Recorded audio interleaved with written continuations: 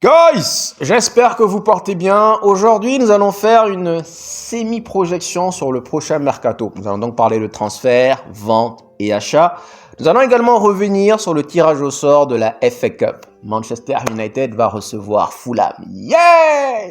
Et enfin, je vais vous proposer mon équipe type avec les moyens du bord que nous avons actuellement. C'est parti.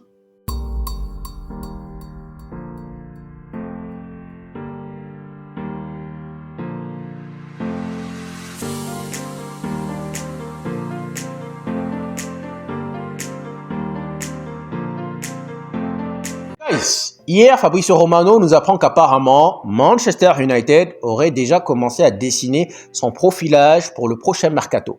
Visiblement, nous sommes en quête de joueurs capables de ramener énormément d'intensité. Quand on écoute la toute première conférence de presse de Ruben Arubena à son arrivée à Manchester United, il avait dit, je cite, « Je veux des joueurs très intensifs ». Et enfin, si on se fie aux propos de Dorgu, lors de son interview, quand on lui avait posé la question « À quoi pouvons-nous nous attendre de vous ?», il avait également répondu « Intensité ».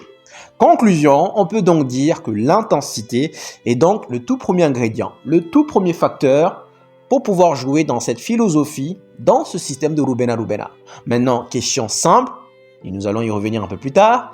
Quels sont selon vous, à l'heure actuelle, dans cette équipe de Manchester United, quels sont selon vous les joueurs justement capables de ramener de l'intensité? Malheureusement, il n'y en a pas beaucoup. Il n'y en a pas beaucoup. Et donc, cela pourrait donc expliquer le pourquoi est-ce que nous semblons tellement amorphes. Parce que le coach exige d'une part de l'intensité, mais malheureusement de l'autre part, nous avons des joueurs tout simplement incapables de le faire. Premier point. Deuxième point, Fabrizio Romano nous apprend également que Manchester United se verrait bien la signature d'un attaquant capable de marquer des buts et d'un 10. Alors, bien évidemment, nous allons décortiquer cela. Un attaquant capable de marquer des buts. Alors, selon moi, je dis bien selon moi, je pense que le problème, honnêtement, n'est pas réellement l'attaquant. C'est-à-dire que là, on peut aller chercher Cavani Prime, Zlatan Prime, on va toujours faire face au même problème. Dans le sens où, oui, on peut bien évidemment pointer du doigt Zerzi et Højlund, dans le sens où ils ne sont pas assez performants, ils ne sont pas assez tueurs, c'est vrai. Mais il faut quand même souligner encore une fois qu'ils n'ont pas de service.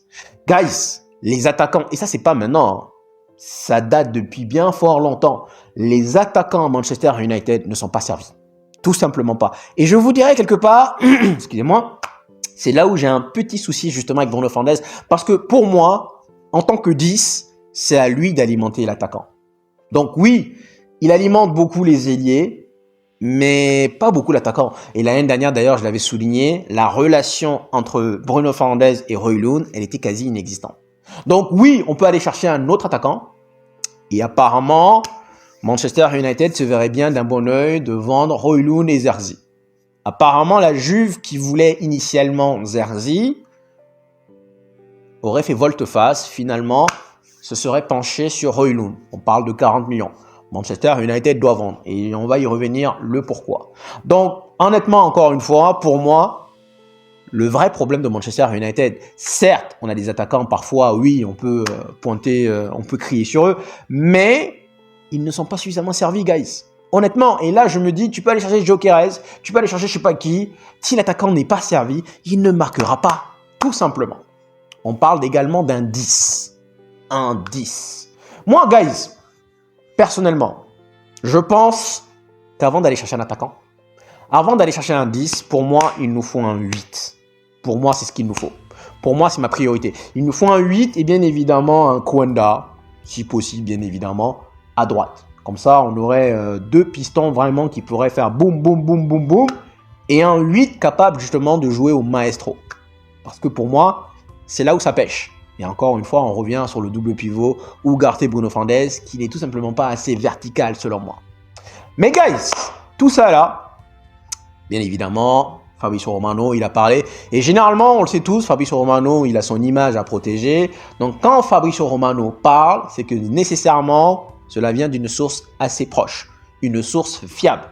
Donc, forcément que l'un des membres d'Ineos s'est entretenu avec Fabrizio Romano pour lui dire « Oui, franchement, nous sommes en quête de joueurs capables de ramener de l'intensité. Nous voulons un 9 capable de marquer des buts, comme c'était le seul problème. Et nous voulons également un 10. » Mais guys, je vais vous donner un scoop. Alors, Ineos est censé être normalement l'un des sponsors de l'équipe de rugby des All Blacks, Nouvelle-Zélande.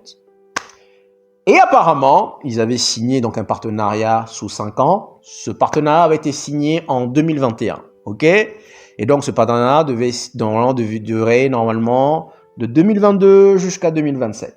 Aujourd'hui, on apprend qu'apparemment, les All Blacks seraient traduits en justice Ineos, dans le sens où Ineos n'ont tout simplement pas honoré leur engagement. C'est-à-dire que là, ils avaient signé un contrat, je crois, de 3 millions par an, en moyenne. 20 millions sur l'ensemble. Mais, Ineos, apparemment, ils pensent qu'ils sont dans leur monde de bisounours. Ils ont décidé de retirer, de suspendre le contrat, et ils n'ont pas versé, donc, le premier paiement de l'année 2025. Et donc là, les All Blacks, par rapport à leur statut commercial, souhaiteraient donc traduire en justice Ineos. Alors guys, donc jusque-là, qu'on soit bien d'accord, on a parlé de réduire les coûts. D'autres nous ont dit que oui, c'était le fléau côté Manchester United, tout le monde faisait ce qu'il voulait. Donc oui, il fallait réduire les coûts. On a enlevé, suspendu les coûts pour Sir Alex Ferguson, pour les anciens joueurs. Donc jusque-là, on se disait que c'était le chaos dans cet organigramme de Manchester United. Alors guys, dites-moi, comment vous expliquez le fait que 3 millions maintenant, ils ne sont pas capables justement de les payer? Et ils ont répondu à cette attaque. Ils ont dit, oui, la perte de carbone, un truc comme ça. Bon, franchement, je l'ai lu, je me suis dit, voilà. La perte de carbone a eu beaucoup d'impact sur le marché européen, ce qui fait que voilà. 3 millions, guys. Honnêtement, combien de fois dois-je vous le répéter? Donc là, on s'assoit avec Fabrizio Romano, on nous dit, oui, on veut un 10, oui, on veut un 9. Pour moi, c'est du spin. Enfin, je pense qu'on aurait le joueur, mais est-ce que vous vous rendez compte qu'on là, nous avons affaire à quelqu'un qui ne sait rien faire? Soit qui n'a pas les moyens, soit qui est juste incompétent. L'un ou l'autre. Dans les deux cas, franchement, est-ce que vous aimeriez un jour que l'un de vos partenaires soit dans la presse parce que, soi-disant, il refuse d'honorer ses engagements? Et on parle de 3 millions. Normalement, 3 millions... Je dis bien normalement. 3 millions, normalement, devrait être une banalité pour Ineos. Mais ils sont dans l'incapacité de les payer. Et donc, soit dans l'incapacité, soit refus de payer. Mais dans tous les cas, quand vous avez un contrat, vous devez normalement aller au bout de ce contrat. Dans le cas contraire, vous devez bien évidemment faire face à des procédures judiciaires.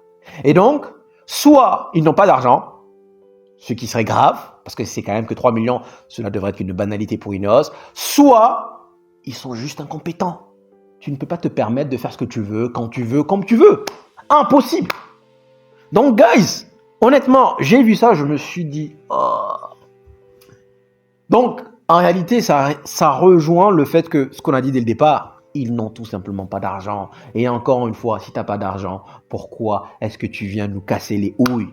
Maintenant, oui, on peut parler de Berrada, qui est une bonne personne, très compétente, Wilcox, Vivell, tout ça sont des bonnes personnes. Mais encore une fois, si elles n'ont pas le budget, on fait comment? Donc, j'ai donc réfléchi à comment est-ce que nous pouvons donc financer notre prochain mercato. Parce que là, c'est bien beau de parler, mais si nous n'avons pas d'argent, Je reviens rapidement sur McTominay. Les gens disent, ouais, Manchester United a fait une erreur, on n'aurait jamais dû le vendre. Guys, c'est pas une question d'erreur, c'est une question de survie. Manchester United n'avait pas le choix. Ok, moi, j'aimais pas McTominay, je l'aimais pas. Mais je vous dis que Manchester United et Ten Hag voulaient le garder. C'est juste que là, ils étaient dans l'obligation de le vendre. Ok? On parle de McTominay qui a marqué 6 buts, autant de... plus que n'importe qui. Oui, bref. McTominay, on sait tous qu'il marque des buts. Mais moi, c'est dans le jeu qui était naze. Mais c'est juste pour vous dire qu'en réalité, Manchester United n'a pas d'argent. Et donc là, le prochain mercato, nous devons prier. Nous devons vraiment espérer de voir Rashford, Anthony briller pour les faire partir. Parce que Sancho ne rentrera malheureusement pas dans la balance parce que Sancho, nous avons déversé 85 millions de livres pour l'acquérir et finalement, nous allons recevoir que 25 millions. Il y a donc une différence de 60 millions. Malheureusement, c'est un déficit. Anthony également, on a déversé 100 millions d'euros pour pouvoir l'acquérir. Finalement, on risque, si on a de la chance, il n'a qu'à continuer comme ça à être homme du match. Apparemment, M. Stéphane m'a dit que la Liga serait en quête de faire venir de nouveaux joueurs. Donc c'est la raison pour laquelle on est en train un peu de lui caresser dans le sens du poil. Donc Anthony également doit continuer à briller si jamais on souhaite avoir un mercato décent. Rashford doit continuer à briller. Rashford, il y a déjà une option d'achat, 40 millions. Rashford doit continuer à briller. Anthony doit continuer à briller. Sancho, on doit prier pour que Chelsea finisse dans le top 10. Comme ça, là, ça fait déjà peut-être 95 millions. Mais encore une fois, ça fait 50 millions dans le sens où et Anthony et Jadon Sancho, c'est déficit. Ensuite, on parle de départ de Lindelof, donc non renouvellement de contrat. Lindelof, il touche 120 000 livres par semaine. On parle de départ de Eriksen, 150 000 livres par semaine. On parle également peut-être d'une vente de Casemiro. Mais encore une fois, apparemment le mercato de Galatasaray n'est pas encore terminé. Donc peut-être que Casemiro va peut-être partir. C'est jusqu'au 15, je ne sais pas si c'est fermé, ou je crois que c'est le 15 ou le 5, je ne sais plus. Mais en tout cas, Casemiro, on essaie de le refourguer. Jusqu'à présent, on n'y arrive pas. Tout ça, guys, ils doivent quitter le navire. On n'a pas le choix. C'est-à-dire que même si aujourd'hui vous me dites, ouais, franchement, moi, Rashford, je le kiffe, c'est mon gars, c'est mon joueur préféré. C'est comme McTominay, guys. On n'a pas le choix. Si vous voulez ramener des nouveaux joueurs, donc, je reviens sur l'intensité. Si vous voulez avoir des joueurs intensifs, vous devez malheureusement faire partir les anciens joueurs. Merci les Glazers. Merci les Glazers. Et merci Ineos parce que Ineos, guys, en réalité, ils n'ont pas d'argent également. Ils n'ont pas d'argent. Donc là, on a beau parler, on a beau se projeter pour dire ouais, moi je verrais bien ça, moi je verrais bien ça. Les journalistes ont bien évidemment commencé à s'enflammer. On parle de Gyökeres, on parle de Cuenca, on parle de Quenda. Je me demande où est-ce que nous allons trouver les ressources, les finances pour pouvoir acheter le tout. Pour moi, honnêtement, on aurait besoin d'un bon 8, un bon Ederson de l'Atalanta, sincèrement, un Gyökeres. Si jamais on arrive à vendre Højlund, bon, honnêtement, ça sera un great up. Un Gwenda et un Cuenca, guys, ça serait top. Ça serait des joueurs capables de conserver le ballon et capables également d'en ramener de l'intensité. Mais encore une fois, pour que nous pourrions trouver donc la solution pour avoir un mercato décent, il va falloir malheureusement faire partir tant. Donc, guys, aujourd'hui, voici la conclusion. Tous les pros Rashford, je suis désolé de vous le dire, mais vous devez prier. Vous devez vraiment espérer que Rashford éclate tout. Moi, le week-end prochain, je ne sais pas contre qui ils vont jouer, j'espère que Rashford va aller marquer un triplé. Dans le sens où, non, pas parce qu'il va nous prouver, il va nous donner tort. Il aurait raison, mais dans le sens où nous devons absolument tout faire, trouver les moyens de s'en débarrasser. Dans le cas contraire, on est... Allons maintenant revenir sur le tirage au sort de la FA Cup. Comme je l'ai dit dans l'intro, Manchester United héritera de Fulham à domicile. Petit point rapidement, j'ai vu beaucoup parmi vous commencer à s'exciter, commencer à jubiler du fait que Liverpool, Tottenham et Chelsea se soient fait éliminer d'un coup, rejoignant ainsi Arsenal. Mais guys, moi j'ai envie de vous dire que j'ai un autre regard là-dessus. Vous savez pourquoi ? Je crois que nous avons vu Manchester United à l'Emirates en FA Cup. Nous avons vu également Manchester United à Anfield en championnat. On a vu une équipe digne de Manchester United. En revanche, nous avons vu également une équipe à domicile de Manchester United contre Southampton. Nous avons une équipe de Manchester United à domicile contre Crystal Palace. Et enfin, une équipe de Manchester United à domicile contre Brighton. Donc là, nous serions encore une fois à domicile contre Fulham. Alors moi, personnellement, ça me gêne. J'aurais aimé, sincèrement, j'aurais aimé encore la présence de Chelsea, de Tottenham, de Liverpool. Pourquoi ? Parce que je me dis, vu ce que nous sommes allés accomplir à l'Emirates justement lors du premier tour, Cela voudrait dire que si on avait eu par exemple Chelsea à Stamford Bridge ou alors Liverpool à Anfield, on aurait pu aller faire un match de l'année. Mais là, guys, Fulham, à domicile qui plus est, déjà la dernière fois on l'a vu, les 2 matchs de Fulham, guys, les 2 matchs de Fulham cette année, que ce soit à domicile ou à l'extérieur, c'était naze, c'était catastrophique. Et honnêtement, rien que pour le spectacle, je me dis, est-ce que réellement nous devons opter pour une équipe de Fulham à Old Trafford? Encore une fois, franchement. Maintenant, le match est programmé, je crois, au 1er mars. Donc, là encore une fois, nous avons eu 9 jours. Donc, normalement, on est en train d'inculquer les bases. Mais encore une fois, est-ce que nous avons l'intensité? Non. Mais encore une fois, franchement, moi, j'aurais préféré affronter Liverpool, Chelsea ou autre. Parce que je sais que dans ce genre de match, surtout à l'extérieur, Manchester United aurait été capable, honnêtement, aurait été beaucoup plus éveillé, beaucoup plus productif, justement, que contre Fulham.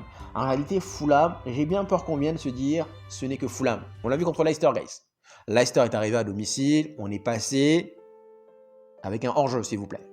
Donc oui, on peut jubiler Liverpool qui se fait sortir par une équipe de Plymouth. Petite parenthèse rapidement, guys, petite parenthèse. Est-ce que vous avez vu les tirages au sort de City? Sincèrement, je parle de régulièrement, hein. Je dis ça rapidement. Mais est-ce que vous avez vu les tirages au sort de City? Sincèrement, pendant que nous, on doit jouer des Arsenal. L'année dernière, on a eu des Coventry, c'est vrai. Mais City, c'est chaque année. Chaque année. Bref, on refait la parenthèse. Juste pour vous dire que bon, c'est Fulham, c'est à domicile. Maintenant, j'ai peur que justement l'ambiance à Old Trafford fasse effet néfaste et que derrière, on soit encore endormi comme Leicester. Il ne faudrait pas se reposer sur nos lauriers. C'est un match piège. Honnêtement, moi, j'aurais préféré avoir hérité de Liverpool à Anfield ou Chelsea à Stamford Bridge que Fulham à Old Trafford. Sincèrement. Et enfin, guys, comme je vous l'ai promis, voici selon moi l'équipe quasi parfaite, puisque la perfection n'existe pas, l'équipe quasi parfaite avec laquelle Rubena devrait opter, devrait y aller. Alors, vous l'aurez constaté dans les cages, j'ai Ben Yedder à la place d'Onana, dans le sens où Ben Yedder, guys, c'est bizarre à dire, mais je trouve qu'il est plus rassurant. Maintenant, encore une fois, il avait été d'une calamité contre Tottenham, c'est vrai, mais je trouve que Onana a parfois tendance à anticiper, c'est-à-dire il a parfois tendance à plonger alors que la balle n'est même pas encore là. Et on a pris beaucoup de buts comme ça. Et je me dis même dans le sens où derrière il y aurait un penalty, franchement, Ben Yedder aurait une carte à jouer. Maintenant, bien évidemment, je sais que c'est Onana le titulaire, je sais qu'il ne le ferait pas, mais guys, comme je l'ai dit, ça c'est mon équipe type avec laquelle moi je partirais. Ensuite, je suis allé avec Mazraoui en tant que défenseur central droit. Défenseur central droit parce que je trouve qu'il est très intelligent, il anticipe bien, défensivement. Mais offensivement, il ne rapporte pas assez, je trouve qu'il n'est pas assez percutant. Maintenant, vous allez me dire, c'est Dalot. Mais encore une fois, guys, Dalot l'année dernière en tant que latéral droit, jusque-là, c'était mon gars de la saison. C'était mon homme de la saison, man of the season. Donc, jusque-là, on le voit à gauche. Certes, il n'est pas très intelligent à gauche. Encore une fois, il n'est pas sur son bon pied. Je me dis que normalement, on devrait assister à un autre résultat à droite. Donc, Mazraoui en tant que défenseur central droit. Ensuite, je vais avec De Ligt dans l'axe, au-delà de Maguire. Maguire, vous avez beau me souligner son leadership, le fait qu'il ait progressé, le fait que derrière... Guys, combien de buts encore une fois nous avons encaissé justement à cause de Maguire? Regardez le but contre, je sais plus c'était contre qui, où il ne saute pas, il se fait bouffer dans les airs. Regardez la dernière fois contre Brighton, c'est lui qui couvre. La dernière fois également, c'est lui qui couvre. Donc franchement, je trouve qu'il est trop lent et je trouve qu'il n'anticipe pas assez. Donc je vais avec De Ligt et j'opte pour Leny Yoro parce qu'on l'a vu à plusieurs reprises rentrer à gauche. Et je me dis que Leny Yoro est assez rapide, est assez percutant et pourrait donc vraiment combler peut-être parfois les lacunes de vitesse de De Ligt, qui n'est pas lent, mais je me dis sincèrement, pour moi, pour l'instant, je vais avec Leny Yoro en sachant que Hayden peut également faire son apparition. À gauche, bien évidemment, Dorgu, ça pour moi, ce n'est pas un débat.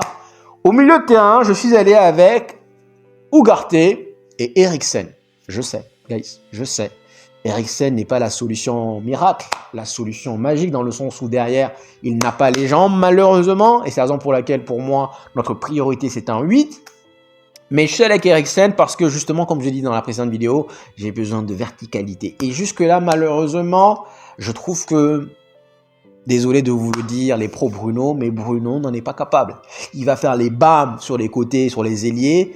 Mais encore une fois, la relation qu'il y a entre lui et l'attaquant, de manière générale, elle est inexistante. Et j'ai besoin justement, en réalité, avant même de parler d'attaquant, j'ai besoin d'un joueur capable de transposer le ballon du milieu de terrain au 10. Donc de ramener le ballon vers nos deux 10, en l'occurrence Amad Diallo et Mainoo. Je trouve sincèrement que ces deux-là seront vraiment des choix quasi parfaits.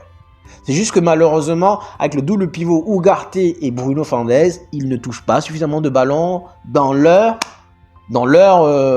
poste, enfin dans leur position où ils seraient donc le plus dangereux. Donc Eriksen, je me dis, serait bien évidemment capable de faire ce travail et Ugarte va s'occuper de toute la charge défensive justement afin de combler les lacunes d'intensité de Eriksen. Donc, Amad Diallo, Mainoo, et je suis allé en faux neuf avec Bruno Fernandes. Bruno Fernandes, je ne l'aime pas en tant que milieu de terrain. Je trouve qu'il est brouillon, quoique il faut quand même le souligner. Il a quand même beaucoup progressé, moins de bam bam bam, moins dispersé. Mais, je crois, il y a plusieurs situations où je me dis, si c'est Bruno Fernandes qui se retrouve à cet instant, dans cet endroit, c'est but.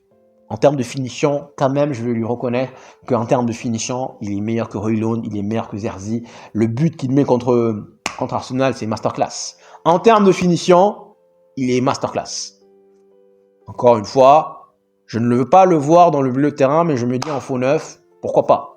Même l'appel qu'il réalise contre Burnley l'année dernière, la passe de Lindelof, l'appel, la frappe, le but, la reprise de volée, c'est digne d'un attaquant. Il a déjà fait également, je crois, contre Leeds.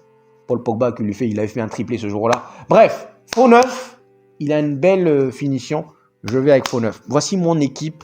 Maintenant, je sais que malheureusement, on risque de ne jamais la voir. Mais je me dis que cette équipe-là, elle aurait, bien sûr, il faudrait penser à remplacer Eriksen à la 60e minute. Mais je me dis que cette équipe-là, du moins jusqu'à la fin de la saison, elle pourrait couvrir. Ensuite, je pourrais aller chercher un attaquant, un piston droit et un 8. Si j'arrive à avoir Ederson, Gyökeres et Kwanda, je vais aller m'occuper du gardien l'année prochaine et peut-être un défenseur l'année prochaine. Mais sinon, dites-moi en commentaire ce que vous en pensez. Merci d'être venu jusqu'ici. Prenez soin de vous et je vous dis à la prochaine. Ciao, ciao.